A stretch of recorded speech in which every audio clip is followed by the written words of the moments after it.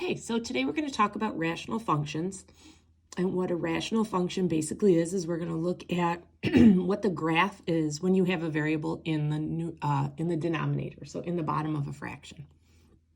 Okay, and just like we started in the last couple chapters where we talked about how we move things around on a graph, we gave you guys the original function, the parent function. Well, here it is again. This is our beginning function. Okay, so we're going to be comparing things to that. Okay, so our first set of directions here say state the excluded value for each function. So what is an excluded value? That's what's going to be key. We have to know what that word is to understand the directions. So an excluded value is what makes the denominator 0. Because we know if we have a 0 in the denominator, it's undefined, so we can't have that. Sometimes you can figure it out by looking. Okay, what number can I put in place of x that will give me a 0? Well, in this case, it's 0. Okay, and the reason I started with something so easy is because that actually sets up the work for any of the harder problems. So what do I put in for x that when I combine it with 1 will give me a 0? Well, some of you already know the answer, and you're like, oh, I know, it's -1. But let's say you didn't know the answer. How would you solve it? Well, we're going to set it equal to 0. So we're going to put x plus 1 equals 0. So we're going to set our denominator equal to 0. And then we're going to solve it. So how do I move plus 1 from one side to the other side? Well, I'm going to sort it. So that means when I move it to the other side, it becomes a negative. Because if I change its side, I change its sign. So it becomes a negative.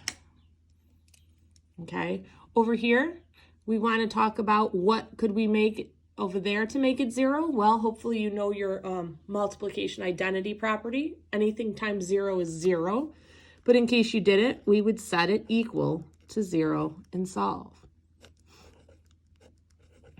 So x is 0. And again, if it's not a part 2 question, you don't need to show all this work if you can do it in your head.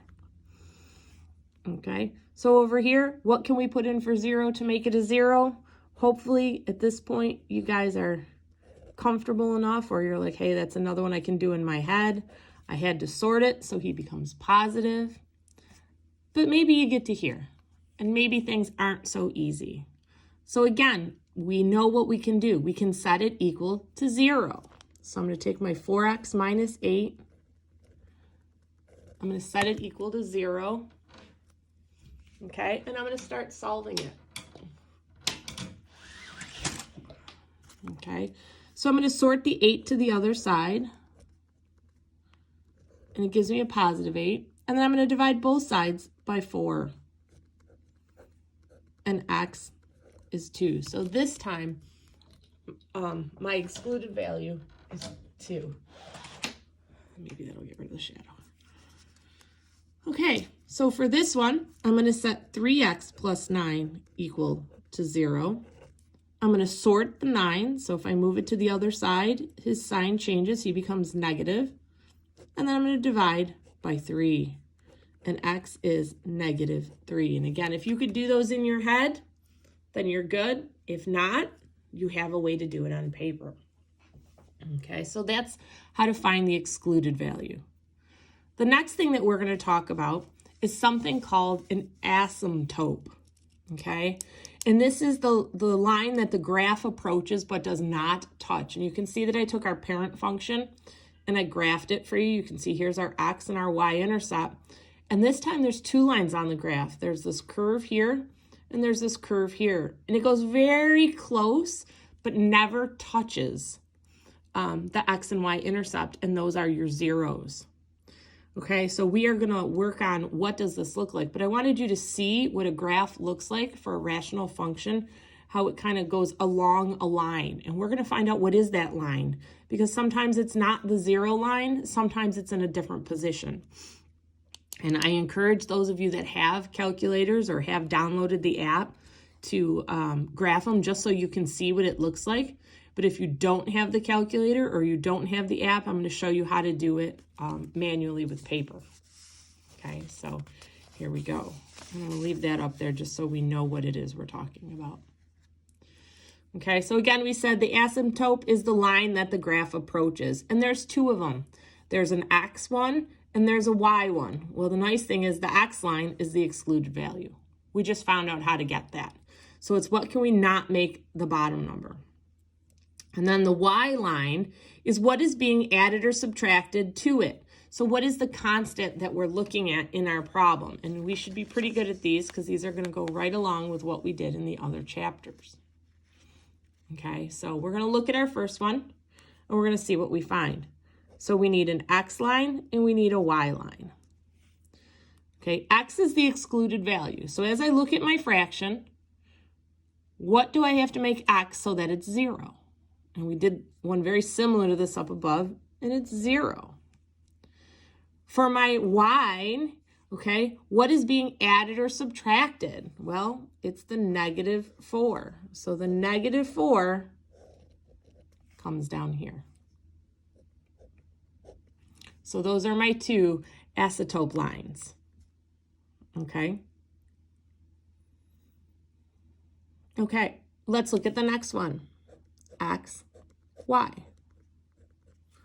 Okay, so I have to figure out what is going to give me 0 on the bottom. If you didn't know, you could set it equal to 0 and solve, and you're going to get -1. Okay, what is being added or subtracted? What's here? Nothing. Okay, what number means nothing? 0. So there's my lines for that one. Okay, remember, it's what's the constant. This is not a constant because he's in the denominator. It's only what's out here that's a constant.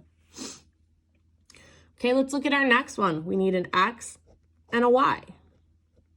Okay, what's x going to be under here? If you don't know, on the side, you're going to set it up like we did with the problems up above in our notes.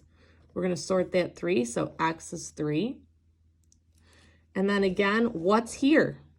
Well, nothing. Nothing doesn't mean we don't write it down. Nothing means it's a 0. And then we're going to try our last one over here. We need an x and a y. Okay, what can I put in for x here that's going to get me to 0? If you don't know, you're going to solve it out on the side. We're going to sort that 2, so x is -2. And what's our constant that's being added or subtracted? +1. Okay, so that is today's beginning lesson. That talks about what we're going to be doing to understand what a rational function looks like. Okay, so tonight for your assignment for me, we're going to be working on this page, 11-2 practice skills, and I'm going to have you guys do 1 through 15 odd. You do not have to graph. No graphing. Take the graph out.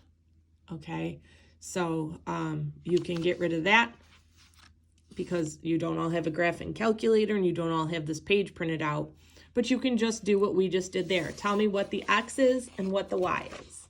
Remember, once you're done, take a picture and send it to me, and if you have any questions, let me know.